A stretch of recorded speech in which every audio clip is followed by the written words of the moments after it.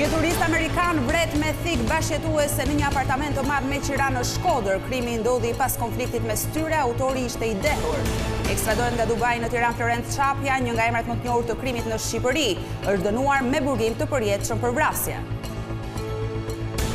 Ambasadori i BE-s në Tiranë, Silvio Gonzalo, hedh poshtë akuzat e opozitës për ndërhyrje në raportin paraprak për zgjedhjet. Odir është i pavarur.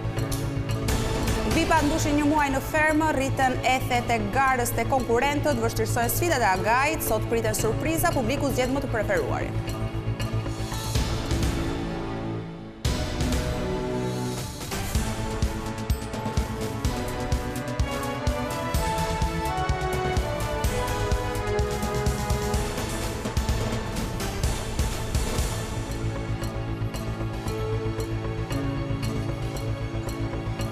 Përshëndetje nderuar teleshikues, ky është edicioni informativ i lajmeve këtu në televizionin kombëtar Vision Plus.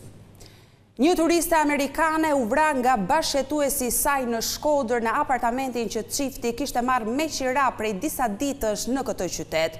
Autori i krimit gjithashtu amerikan e goditi gruan me thik pas një konflikti, ndërsa dyshohet se ishte në gjendje të dehur.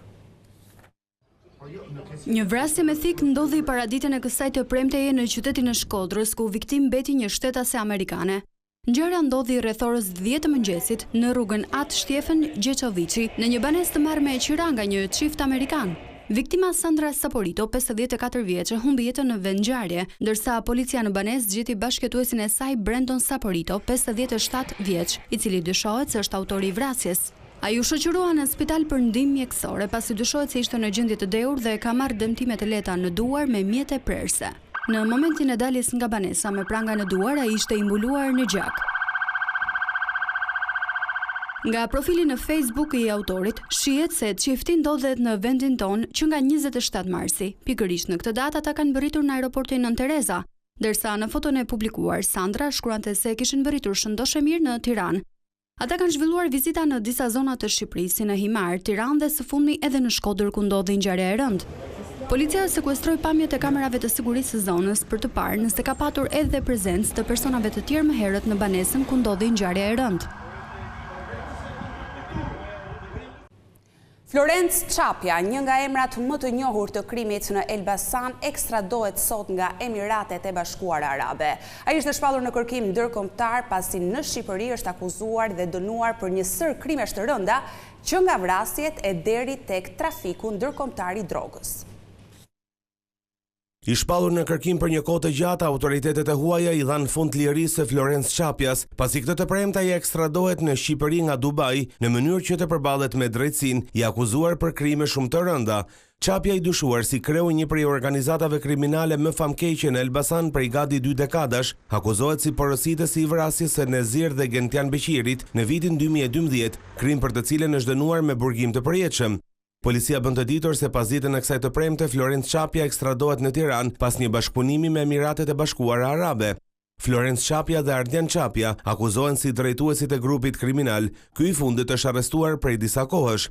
Ndërkohë Florenci, edhe pse u shpall në kërkim në kuadër të operacionit Plumbi Art, arriti që të arratiset në Dubai. Vitet e fundit grupi Çapja, sipas përgjimeve, hetimeve dhe rrëfimeve të penduarit Nureddin Dumani, kishte hyrë në konflikt të përgjakshëm dhe me organizatën e Suel Çelës.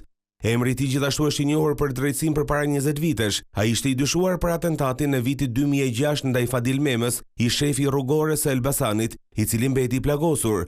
Çapja u arrestua si i dyshuar, por gjykata e liroi për mungesë provash.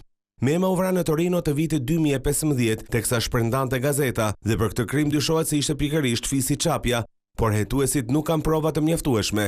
Gjithashtu Florence Çapja bashkë me Ardianin akuzohen si porositësit të atentatit të dyfisht ndaj Babe Bir, gjithashtu për hakmarrje Gentian dhe Nezir Beqiri në Elbasan.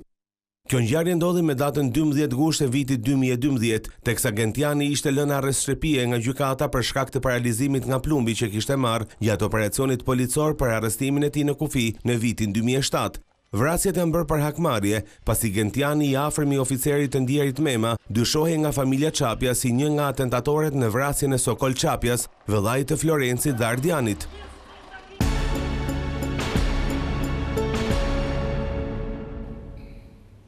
Ambasadori i Bashkimit Evropian në Tiranë Silvio Gonzato hodhi poshtë akuzat se ai ka ndërhyrë në raportin paraprak për zgjedhjet e 11 majit. Diplomati i quajti tërësisht të pavërteta pretendimet, duke theksuar se Odir është i pavarur në monitorimin e proceseve elektorale. Në kuadër të mbështetjes së procesit zgjedhor, ambasadori i BE-s Silvio Gonzato ka zhvilluar sot një takim me kryekomisionerin Ilirian Celibashi. Gonzato u pyet nga gazetarët mbi pretendimet e ngritura nga disa media për ndërhyrje të tij në raportin paraprak të OSBE-Odir. Bashkimi Evropian, të cilin unë përfaqësoj këtu në Shqipëri, nuk ndërhyn dhe nuk manipulon. Për këtë arsye unë mora përsipër të bëj një hap të rrallë, për të mohuar median dhe një lajm që pretendonte se ne kemi influencuar tek Odir që të heq emra nga raporti paraprak. Është tërësisht i pavërtet. Nëse njerëzit më njohin mua dhe Bashkimin Evropian, e dinë se kjo është tërësisht e pavërtet. Shumë aktorë politike njohin metodologjinë e përdorur nga Odir në raportet e tij.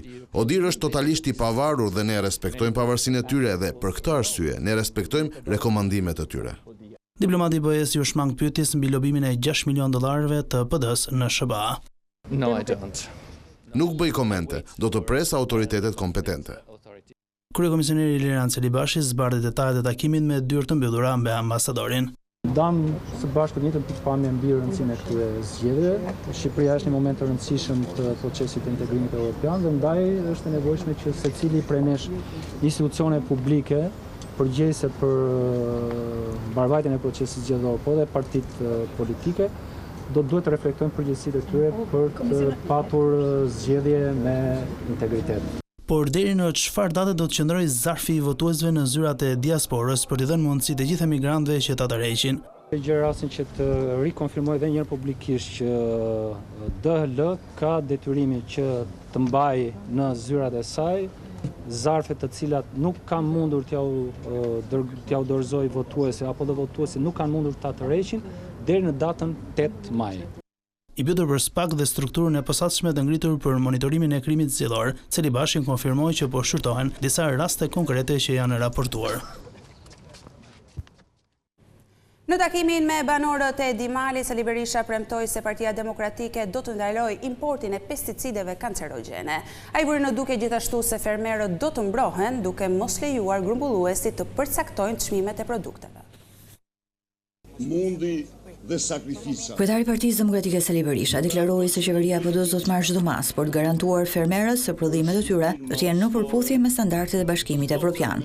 Gjatë një takimi me banorë në Dimal, Berisha sqaroi se pas 11 majit do ndalohet importi i inputeve bujqësore që nuk shiten në BE. Dhe çdo import i tillë do shpallet krim i rënd. Nuk ka pse të vinë pesticid dhe insekticid kancerogjen dhe t'ja u prishin prodhimet ju. Këto i bën mafia, nuk i bëjnë tregtar të ndershëm. Kryetari i PD-s Berisha premtoi se qeveria do të mbrojë fermerët në raport me grumbulluesit, duke i dhënë fund praktikës që grumbulluesit të përcaktojnë çmimin. Ai raport zgjidhet me një bord të përbashkët, grumbullues dhe fermer, të cilët bien dakord me çmimet e grumbullimit ose pastaj qeti do të detyrohet të krijojë bordin e tij dhe nuk mund të pranojë që të trajtohej ju nga grumbulluesit si indiant nga Kristofor Kolombi, që u çote copa pas qyra shomirët e Flori. Shkone atje të treg lushtjes. Se si shytet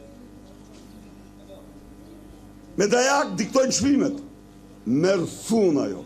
Sipas Berishës, qeveria Rama i ka lënë hares fermerët, por kjo praktikë do të ndryshojë pas zgjedhjeve parlamentare.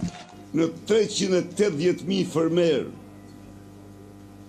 që japin 19% të prodhimit të brendshëm të vendit, buxheti i shtetit, miq të dashur, ka lënë këtë vit për fermerin 32 milion euro. Ne nga 32 do kalojmë në 230 milion, me të cilat do të subvencionojmë çdo fidan që të mbillni, çdo kokë bagti që të mbani. Berisha vuri në duke se qytetarët që banojnë në zonat rurale do të përfitojnë edhe nga vendosja e minimumit jetik, pasi asnjë pension nuk do të jetë më i ulët se 200 euro.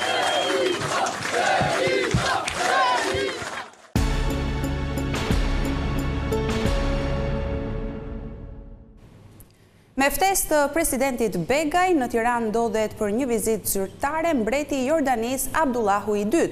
Gjatë takimit me kreun e shtetit është rënë dakord që dy vendet të thellojnë bashkëpunimin në disa fusha. Mbreti Abdullah i Jordanisë mbërriti këtë të premte në Shqipëri për një vizitë zyrtare me ftesë të presidentit Bajram Begaj. Ai u prit me një ceremoni solemne në presidencë nga Begaj. Pas ceremonisë, dy liderët zhvilluan një takim me dyert të mbyllura, të shoqëruar edhe nga delegacionet përkatëse.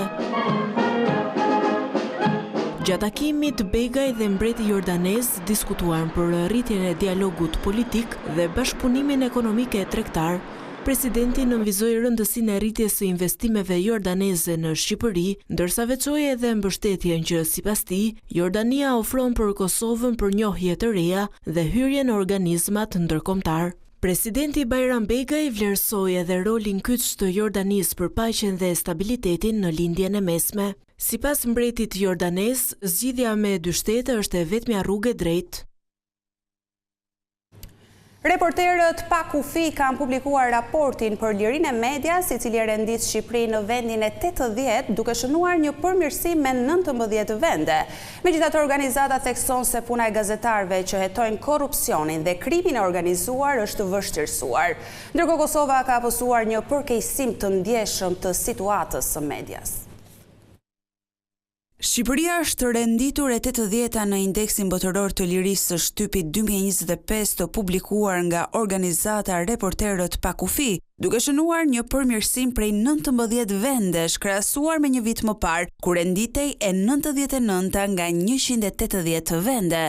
Pavarësisht faktit se kushtetuta dhe angazhime ndërkombëtare garantojnë lirinë e shprehjes, raporti nxjerr në pamangësitë në mbrojtjen e burimeve konfidenciale të gazetarëve dhe thekson rrezikun e lartë për ata që hetojnë krimin dhe korrupsionin.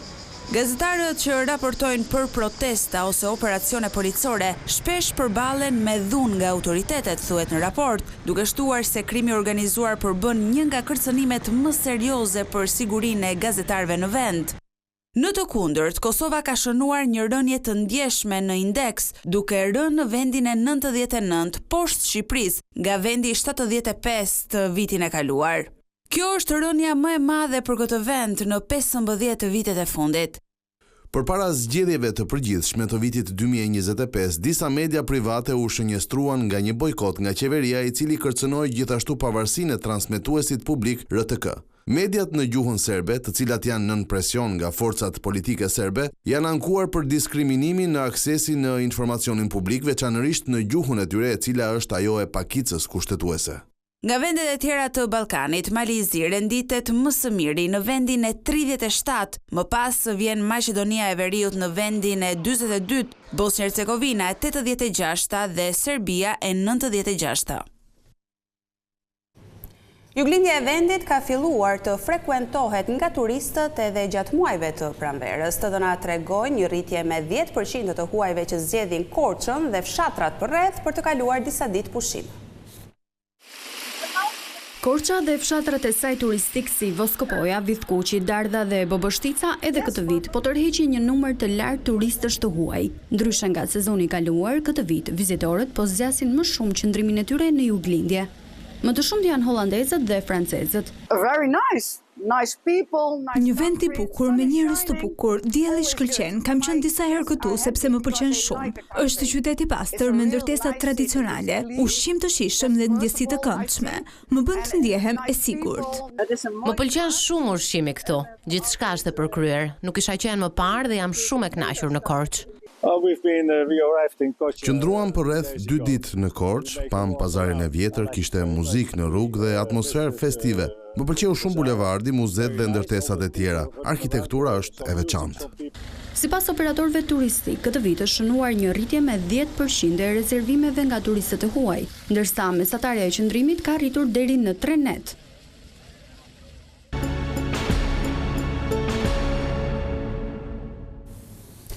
Ferma VIP premton sot një tjetër mbrëmje magjike në ekranin e Vision Plus, ethet e garës të konkurentët Savine shtohen dhe bashkë me to rritet edhe vështirësia e sfidave të agajit. Ka kaluar plot një muaj nga momenti kur yjet e ekranit dhe jo vetëm nisën bashkëtesë në fermën më të madhe në Shqipëri, në një format që prej ditës së parë ka sjell emocione, tensione dhe surpriza të shumta për publikun. Sot, pas 4 javësh, konkurentët ndodhen në një pikë these të lojës, ku gara, strategjit dhe emocionet janë më të forta se kurrë. Çdo veprim, fjalë apo vendim mund të ndikojë fatin e tyre brenda fermës. Edhe nuk jam unë gjyna për asnjë lloj gjëje. Reality show që transmetohet 24 orë në 7 ditë të javës ka sjellë situata që kanë lëkundur raportet mes VIP-ave dhe kanë zbuluar shumë për karakteret e tyre të vërteta. Është raporti çik. Mo nuk më plas fare çfarë raporti se nuk dërhyve njërin në raport. Big Mama, si e zgjedhura për të drejtuar punët, ka marrë rolin me seriozitet dhe energji pozitive. Ajo ka ndar detyrat duke angazhuar vajzat në stall dhe djemt me punët e shtëpisë, duke sjellë në këtë mënyrë një organizim më efikas dhe një atmosferë më të bashkuar. Agai ka vendosur që sot të realizoni një sfidë durimi. Në ndrejtimin e Agait, një provë durimi i vuri fermerët përballë një sfide fizike dhe psikologjike. Të ndarë në grupe, ata duhet të mbanin qypa të varur me litar derisa të dorëzoheshin. Andrea, Casey, Nur, Big Basta... Penalizimet nuk munguan. Andrea, Nuri, Casey dhe Big Basta, që nuk ja dolën dot me sfidën, si pasoj u përballën me dënimin e vendosur në mënyrë të qartë përmes zarfit zyrtar. Vetëm gjella të ëndër, edhe darka ka një javë që pat peshë. Ndarja e buxhetit gjithashtu ka sjellë përplasje. Me 88% të shumës të ndarë për nevojat personale, pakënaqësitë nuk munguan duke krijuar tensione të reja në grup. Ferma VIP ka ofruar jo vetëm marketing, por edhe reflektim mbi jetën pa teknologji, me punë të përditshme fizike dhe në kushte larg komoditetit. Publiku do të votojë sërish për fermerin e preferuar, ndërsa Alba, e penalizuar për thyrjen e rregullave, pritet të zbulojë emrat e fermerëve që do t'i bashkohen në nominimin e ardhshëm. Zhvillimet e fundit do të marrin zë në spektaklin e sotëm, që nis live në orën 21 në ekranin e Vision Plus, si dhe në 2 kanalet të dedikuara të platformës Tring. Vërtet? Kjo ishte gjithçka e përgatitur edhe për këtë edicion informativ. Ju falenderoj për vëmendjen tuaj. Bashkë ndajemi këtu.